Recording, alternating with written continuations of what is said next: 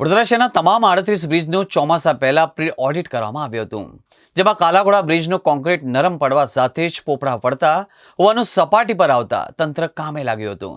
પાલિકાએ bridge પર cement plaster કરવાનું કામ શરૂ કર્યું હતું. શહેરના તમામ 38 બ્રિજનું ચોમાસા પહેલા પ્રી ઓડિટ કરાયું, જેમાં કાલાઘોડા બ્રિજનું કોન્ક્રીટ નરમ પડવામાં સાથે પોફડા પણ પડતા હોવાનું સપાટી પર આવતા તંત્ર કામે લાગ્યું હતું.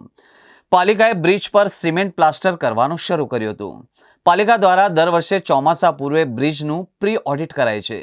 આ વર્ષે પણ 1 મહિના અગાઉ 2 એજન્સીને 38 બ્રિજનું પ્રી ઓડિટ કરાતા કાલાઘોડા બ્રિજનું કોન્ક્રીટ નરમ પડ્યું હતું અને તેના પોફડા પણ પડી રહ્યા છે તેવો રિપોર્ટ પણ આવ્યો હતો, જેથી રોડ પ્રોજેક્ટ વિભાગે તાત્કાલિક સમારકામ શરૂ કર્યું હતું.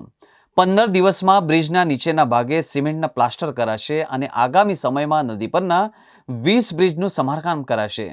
2 વર્ષથી કાલાઘોડા બ્રિજનું સમારકામ કરવા એજન્સીઓને ધ્યાન પણ દોર્યું છે, જેથી ટેન્ડર બહાર પાડ્યા હતા. એક કોન્ટ્રાક્ટર ટેન્ડર ભરતો ન હોવાથી રીટેન્ડર કરવા પડી રહ્યા હોવાનું રોડ પ્રોજેક્ટ વિભાગનો દાવો છે.